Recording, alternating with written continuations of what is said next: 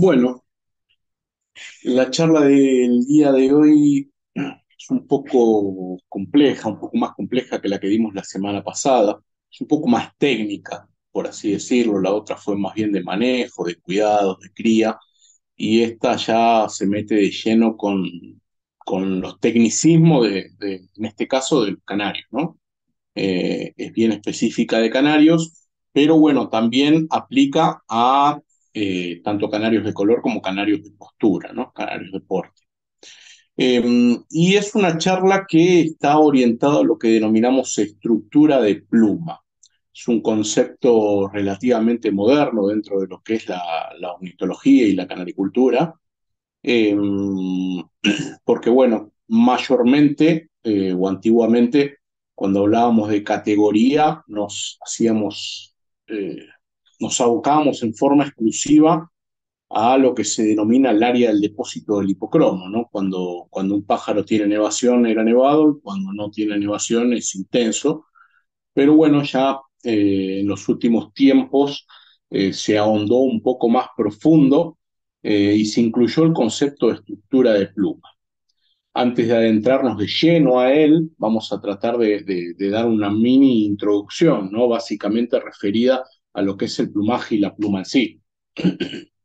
El plumaje, bueno, como todos sabrán, es el conjunto de plumas que posee cualquier ave, y las aves son estructuras queratinosas, ¿sí? ¿Qué quiere decir esto? Son justamente estructuras eh, cuya formación, cuya composición está dado fundamentalmente por queratina. La misma crece en la piel de las aves en prácticamente todo el cuerpo. Digo prácticamente porque todas las especies tienen ciertas zonas implumes, como son el pico, los ojos, las patas, y algunas también tienen zonas implumes en algunas partes del cuerpo, ¿no? El buitre quizás es un ejemplo, por ejemplo, ¿no? Que tiene toda la cabeza desprovista de plumas.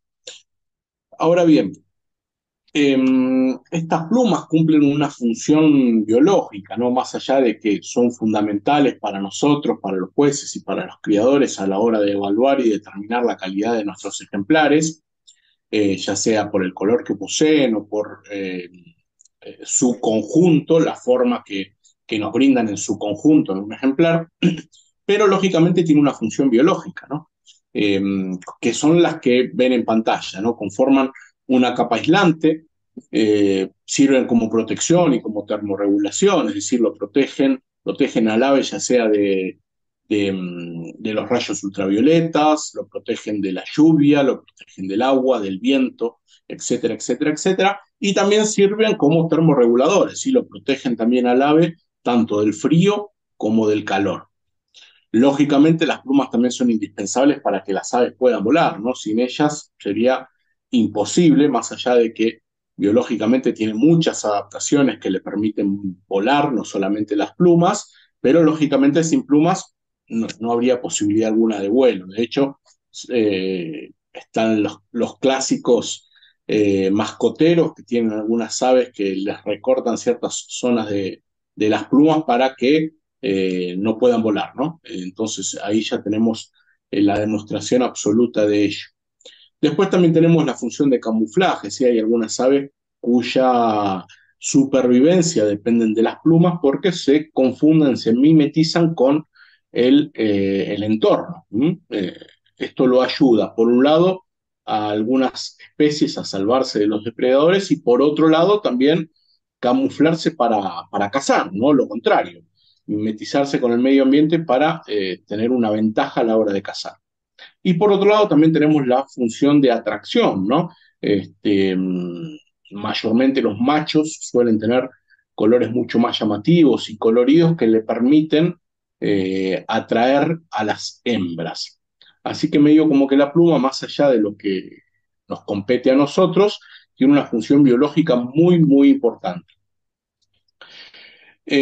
Como criadores y como jueces es importante que poco a poco comencemos a profesionalizarnos un poco en cuanto a los conceptos y conocer las partes de la pluma pueden llegar a ser una ventaja, ¿no? ¿Por qué? Porque muchas veces en charlas técnicas, en descripciones literarias, en libros, en estándares, en manuales, se hacen referencias rápidamente a ciertos conceptos que si no tenemos, lógicamente no vamos a entender de lo que se está hablando, ¿no?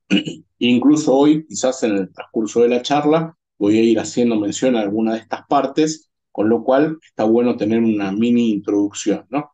Eh, la pluma tiene un eje central, ¿sí? Que divide a la pluma en dos partes. Ese eje central se denomina raquis, ¿sí? Es el que ven aquí de color blanco. ¿Mm?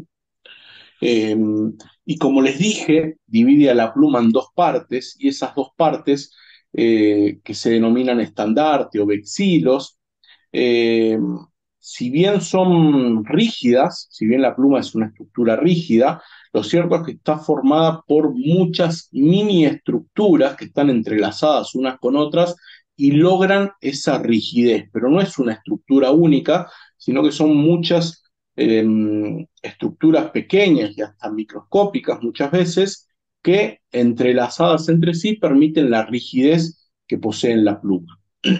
Este vexilo que les mencionaba, si nosotros lo viéramos a través de un microscopio, veríamos las imágenes que ven hacia la derecha de la pluma, ¿no? Donde del raquis se desprenden pequeñas ramificaciones y muchas ramificaciones que se llaman barbas. De estas barbas, a su vez, se desprenden nuevas ramificaciones que se llaman barbillas o barbulas, las que poseen unos ciertos ganchitos para intentar que se exprese, para que se entienda, ¿no? Son como ganchitos, se denominan espinas o ganchófilos, que se enganchan unos con otros justamente para dar esa rigidez que conocemos en la pluma. Lógicamente es una rigidez relativa, ¿no? Porque si nosotros tomamos una pluma y la podríamos deshojar como los pétalos de una flor con muchísima facilidad, pero lógicamente si no existiera una fuerza como tal, le da a las plumas la rigidez necesaria para cumplir con todo el funcionamiento que antes mencionaba. Otro aspecto importante a detallar es que existen diferentes tipos de plumas, no todas las plumas que podemos encontrar en los canarios y en las aves son idénticas. Por ejemplo, tenemos que hacer una primera distinción entre plumas simétricas y asimétricas, eh, entre las que ven en pantalla, por ejemplo, la primera es simétrica, la segunda es asimétrica, las otras son simétricas todas. ¿Por qué es asimétrica la segunda? Porque básicamente el raquis divide a dos vexilos que son diferentes. ¿Mm? Fíjense que la segunda pluma tiene un vexilo más amplio y un vexilo más pequeño. ¿Mm? Este tipo de plumas, por ejemplo, los encontramos en las remeras primarias y secundarias y en las timoneras externas. ¿Mm?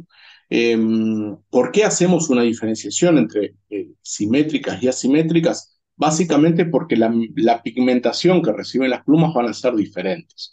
En la canaricultura, básicamente, las plumas simétricas suelen mostrar diseño en la parte central, ¿sí? Por eso se forman diseños estriados en la zona dorsal, en la zona de flancos y pectoral. Sin embargo, las asimétricas tienen una pigmentación diferente. ¿Sí? Las plumas de las alas, por ejemplo, no poseen diseño central, sino que la concentración melánica se da en la parte del borde, ¿sí? En el vexilo o en la bandera más pequeña. ¿Mm? Después tenemos, bueno, es una clasificación de plumas simétricas y asimétricas. Después tenemos que saber que conocemos como rectriz o timonera a las plumas de la cola, como remig eh, o remera a las plumas de las alas. Luego tenemos las plumas de contorno o tectrices, que básicamente son todo el resto de plumas que posee el ave. Y después hay otro tipo de plumas, algunas son asociadas a algunas razas de porte, pero bueno, tenemos también el plumón, que básicamente es la pluma que poseen los pichones. La primera tanda de plumas que poseen, la de nido, son plumones, que son plumas mucho más eh, con una estructura mucho más blanda, ¿sí? No está tan conectada, no tiene la rigidez que tiene la pluma definitiva de contorno.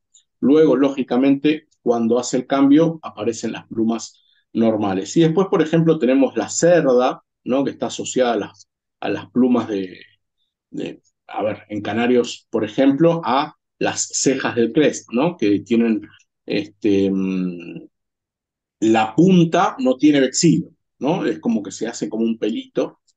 Y después tenemos fitopluma y demás. Este tipo de plumas también los podemos encontrar, por ejemplo, en los melados tenerifeños, en la zona pectoral, ¿m? Eh, que en la parte del esternón tiene ahí una estructura de pluma muy, muy particular, que bueno, que lógicamente no se asocia a una pluma de contorno normal, sino que responde a otro tipo de plumas. Vamos a pasar.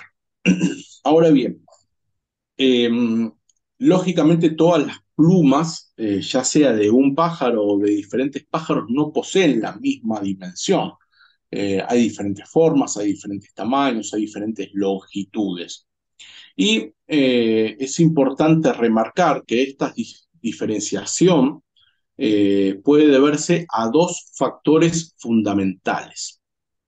El primer factor son las variaciones cuantitativas, ¿sí? Relacionadas con la selección genética, que básicamente refiere al tamaño de la pluma, al tamaño, a la longitud de la pluma. Y después hay otro factor, son las variaciones cualitativas, que refieren a modificaciones estructurales, ¿sí? Ya hay una mutación de por medio que hace que la pluma no es que le varíe la dimensión, sino que lo que varía es la estructura, la forma de la pluma. La pluma va a tener una estructura o una forma, una construcción, por así decirlo, distinta a lo habitual.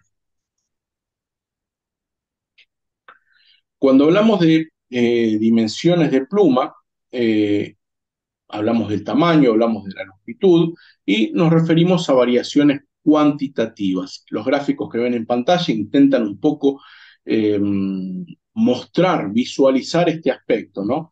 Esa pluma es una pluma más bien redondeada, asociada en la canaricultura, sea de color o de postura, a una pluma de nevado, ¿no? Una pluma ancha y redondeada. Fíjense que pudiera llegar a haber variaciones en cuanto a su longitud, a su tamaño, y esta variación se da por una selección genética, ¿sí? El trabajo que desarrollamos dentro del criadero para poseer plumas más largas, plumas más anchas, plumas más cortas, más chicas. ¿Mm? Ahora bien, existen mutaciones que lo que hacen es modificar no el tamaño, sino la forma de la pluma en sí. Fíjense, esta comparativa que ven en pantalla está asociada más bien a una pluma de nevado a la izquierda y una pluma de un ejemplar intenso a la derecha. Que fíjense que la longitud es exactamente la misma, la diferencia no está dada en el tamaño, sino en la forma, poseyendo una forma más lanceada, ¿no? En vez de tener una finalización redondeada, tiene una forma más lanceada, ¿sí? Con la parte del extremo eh, terminando en forma de punta, por así decirlo. No es una lanza, pero en comparación una con otra, la forma es totalmente diferente. En la canaricultura existen diferentes mutaciones que afectan a la estructura normal de la pluma. Tomando como partida a un negro amarillo nevado, que sería el canario ancestral, los genes ancestrales están asociados con un canario verde nevado, un negro amarillo nevado. Y existen diferentes mutaciones que fueron surgiendo con el pasar del tiempo que modificaron la forma de la pluma. Y ahí es cuando hablamos de cambios estructurales de la pluma. La más normal, la más conocida y es de la que vamos a hacer mención a lo largo de toda la charla es el intenso, ¿sí? Que estaba asociado al cambio que observábamos antes, ¿no? Torna a la pluma más fina, más punteada, ¿sí? Más lanceada, menos redondeada en la zona de la punta. Pero bueno, no es la única mutación que altera la estructura de la pluma. Tenemos al mosaico y a la refracción, que tornan a la pluma, no son cuadradas, pero suelen ser menos redondeadas y con delimitaciones más bruscas, por así decirlo, ¿sí? Son más rectangulares, por así decirlo, un rectángulo virtual, ¿sí? No son cuadradas, no tienen vértices rectos. Después tenemos el ópalo que hace que la pluma sea, modifica la capa queratínica de la pluma, ¿no? Y eso hace que la refracción de las ondas lumínicas sea completamente diferente y surge el efecto Tyndall en la canaricultura, ¿no? Esa refracción lumínica que hace que las melaninas se muestren de una tonalidad azulada. Un tema bastante profundo que quizás pudiéramos llegar a abordar en otra charla. Y después tenemos la mutación topacio, que también altera fuertemente la estructura de la pluma. Recuerdan que hablaba de la rigidez que posee la pluma, gracias a la interconexión de barba con barba a través de los ganchófilos, ¿no? Sin haber un estudio científico 100% fehaciente, a simple vista podemos notar que esta estructura está dañada, que las barbas no están tan bien conectadas unas con otras, y se ve como toda una pluma mucho más ruin que lógicamente afecta no solamente a la disposición de pigmentos, sino también a la forma propia del ave. Todas estas mutaciones que pueden ver en pantalla alteran la estructura de la pluma. Lógicamente, al alterar la estructura de la pluma tenemos dos consecuencias evidentes. La primera es, lógicamente, que afectan a la forma final del ave, porque la forma que posee el ave está determinada por la pluma, más allá de que hay conceptos estructurales, óseos y demás, propios del ave, morfológicos, anatómicos. La pluma es la que termina dando la silueta final del ejemplar, ¿no? Entonces, al modificarse la estructura de la pluma, también esto se va a ver eh, reflejado en la forma final del ave. Y lógicamente también va a haber cambios pigmentarios, porque no es lo mismo que los pigmentos se depositen en una determinada forma que en otra, ¿no? Y hoy vamos a intentar expandir un poco, ¿sí? Todo este concepto que estoy mencionando entre la relación que existe entre una pluma intensa y una pluma nevada.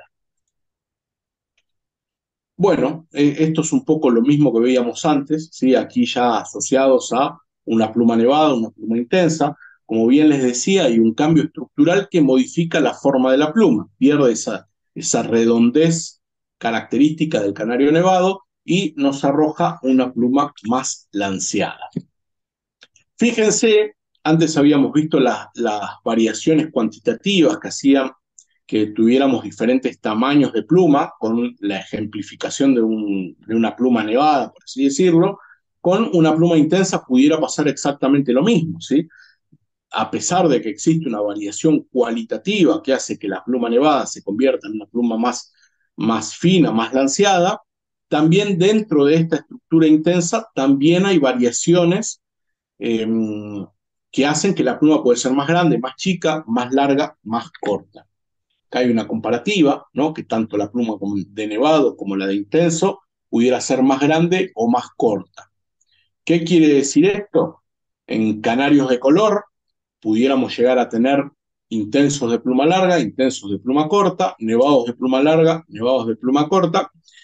Y en canarios de postura esto es muchísimo más evidente, ¿no? Porque cada raza tiene una selección muy específica, muy determinada, y las podemos encontrar tanto en intenso como en nevado, ¿no? Entonces podemos encontrarnos con este tipo de situaciones, ¿no? Donde a pesar de ser nevado, la pluma es pequeña, la pluma es corta, o a pesar de ser intenso, la pluma es larga, ¿no?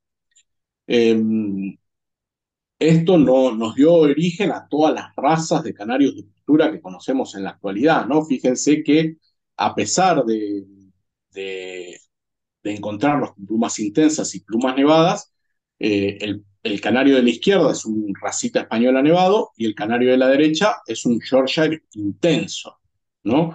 ¿Qué quiero demostrar con esto? Que a pesar de existir una estructura de pluma nevada, donde la pluma nevada suele ser más redondeada y darnos resultados pájaros más robustos que en los intensos, la selección también puede ir haciendo que un nevado sea más chiquito que un intenso, ¿no? Y este es el claro ejemplo, un Yorkshire intenso gigante, ¿no? De 17, 18 centímetros, con un Racita española de 10, 11 centímetros nevado.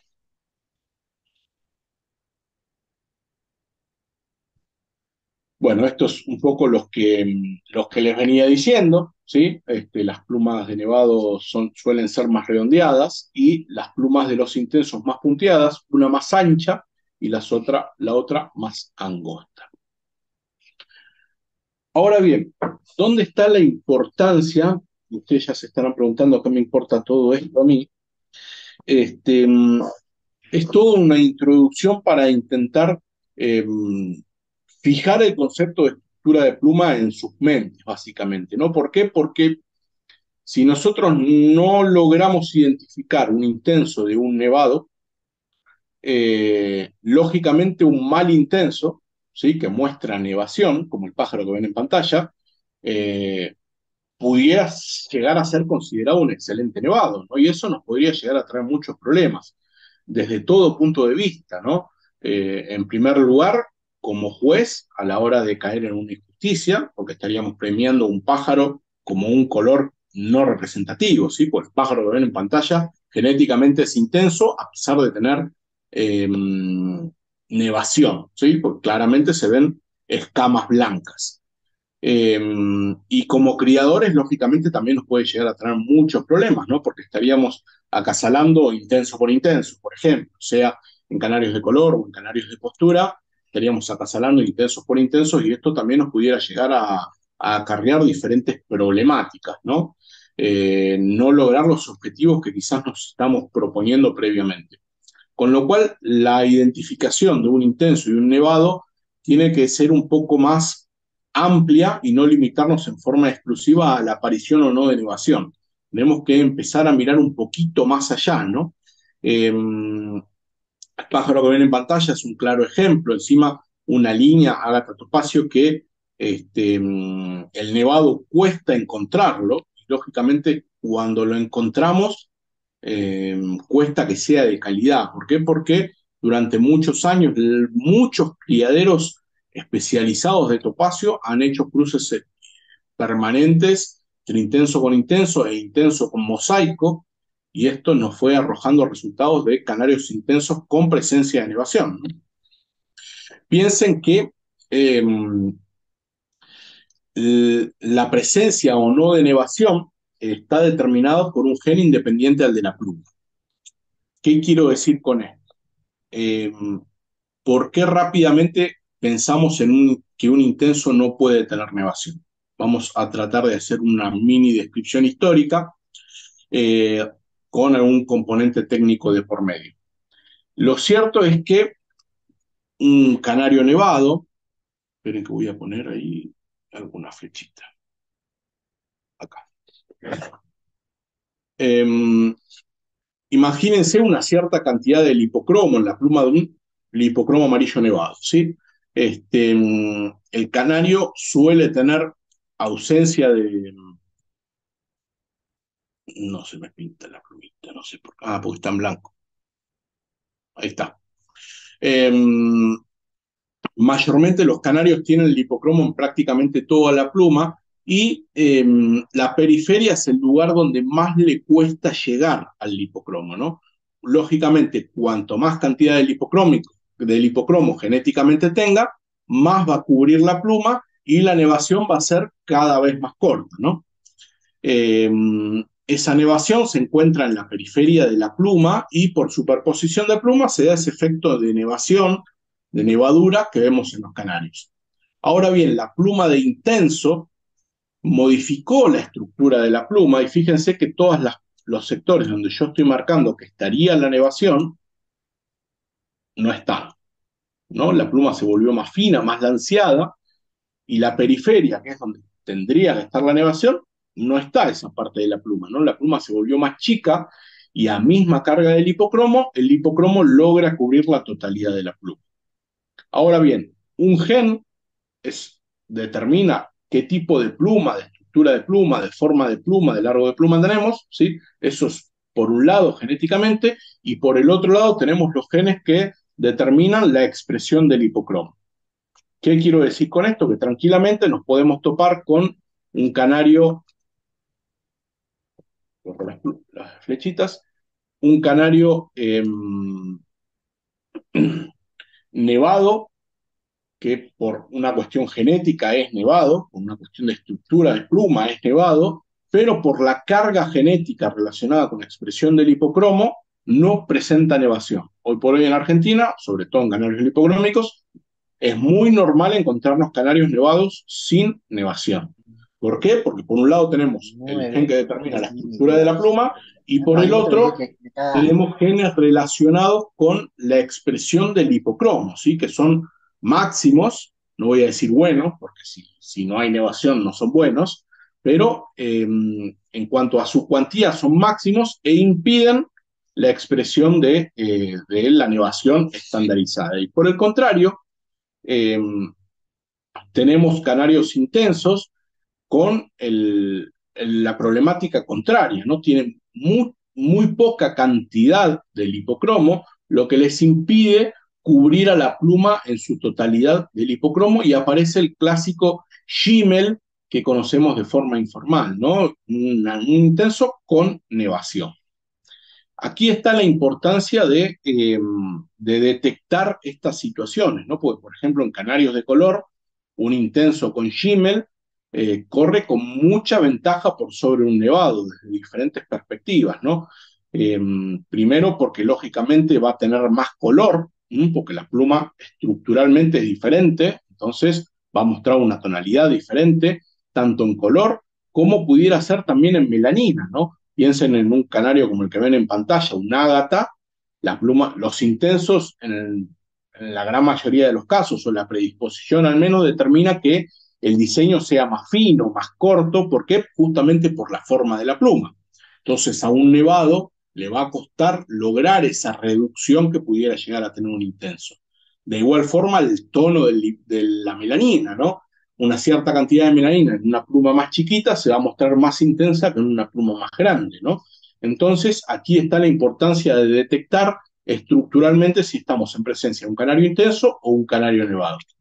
Esto mismo es aplicado a los canarios de postura, ¿no? El pájaro que ven en pantalla es un racita española intenso con nevación, ¿sí? Fíjense que tiene discontinuidad del hipocromo en las mejillas, en la cabeza, en el cuello, en la nuca, claro, si nosotros no detectamos que este canario es intenso y lo juzgamos o lo enjuiciamos como un nevado, lógicamente va a estar muy beneficiado, ¿no? Porque el nevado, al poseer una estructura de pluma diferente, le cuesta más en un racita española lograr la estandarización.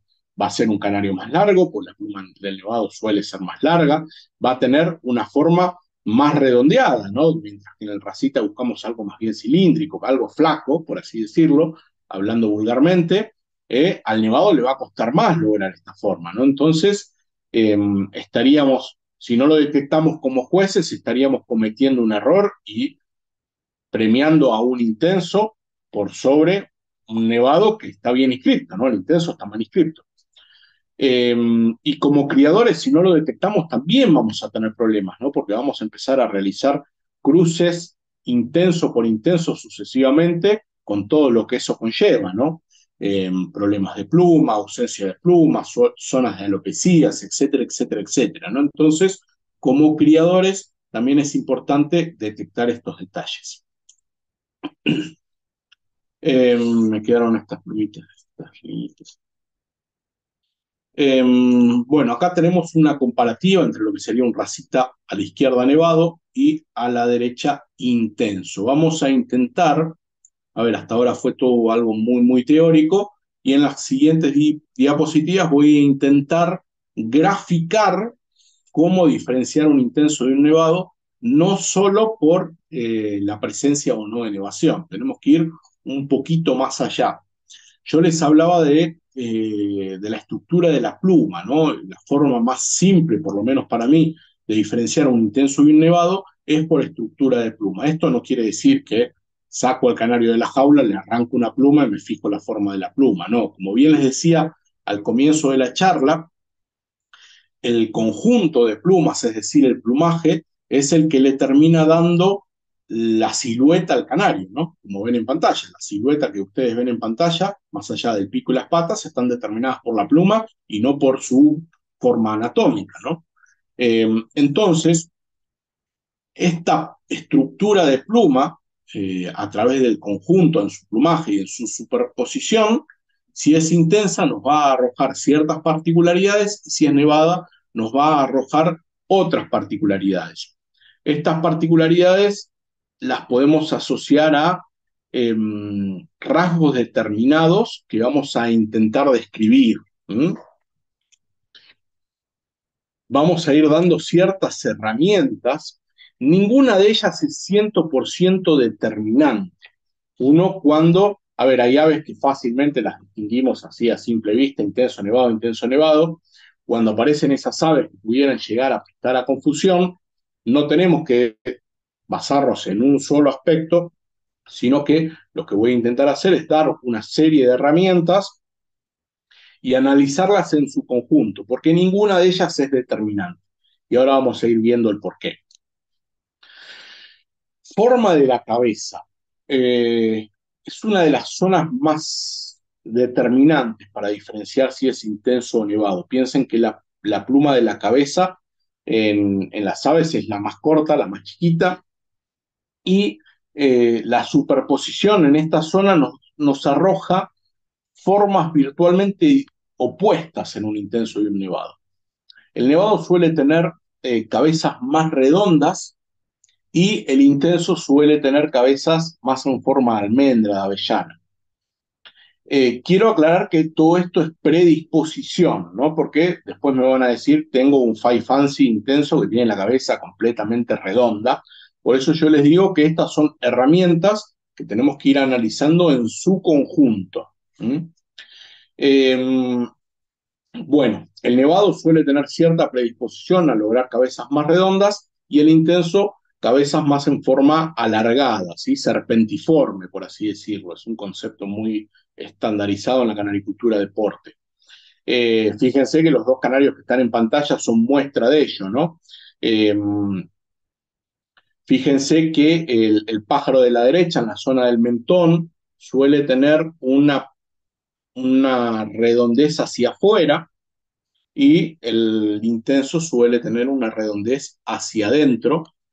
Y de igual forma la marcación de la nuca en los nevados suele ser menos marcada, así es como hay una continuación entre todo lo que es cráneo-dorso, y en el intenso suele haber como un escalonamiento un poco más marcado, ¿sí? Como ven aquí en pantalla. Repito, son todas predisposiciones que hay que analizar en su conjunto, porque quizás pudiera llegar a aparecer un nevado con un pequeño escalonamiento o un intenso sin ese escalonamiento. Pero analizando todas estas herramientas en conjunto, pudiéramos llegar a una determinada conclusión.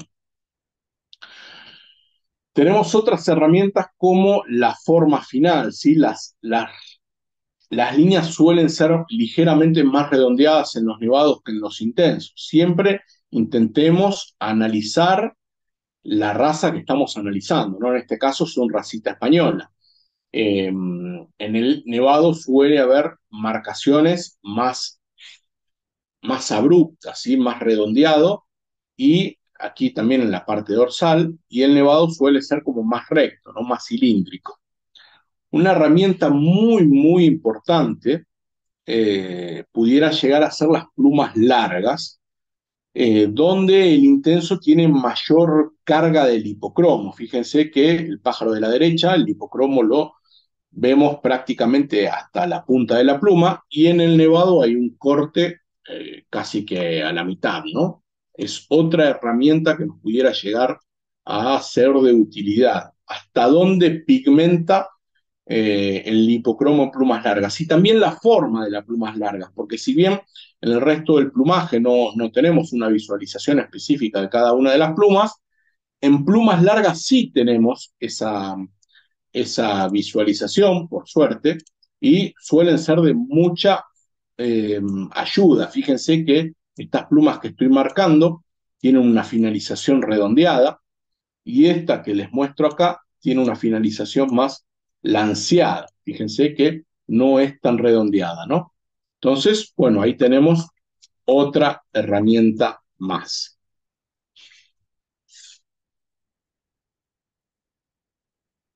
Antes de pasar al canario de color, otra herramienta que tenemos aquí entre estos dos pájaros es el sexo. ¿Por qué digo el sexo? Porque los machos mayormente tienen más predisposición a tener más carga del hipocromo y las hembras menos carga del hipocromo, ¿no? Eh, Claramente aquí en pantalla, a ver, uno cuando empieza a adentrarse un poco más y empaparse más en este mundo, distingue macho de hembra con muchísima facilidad por la forma, por un montón de cuestiones, ¿no? Y el de la izquierda es un macho, el de la derecha es una hembra, 100%, ¿no? Y sería raro encontrar una hembra nevada con tan poca carga, con tan poca nevación como la de la derecha, por lo menos en un canario de postura, lógicamente, ¿no? Con lo cual, esto pudiera llegar a ser una herramienta más, ¿no? Rápidamente, hembra con shimel intensa.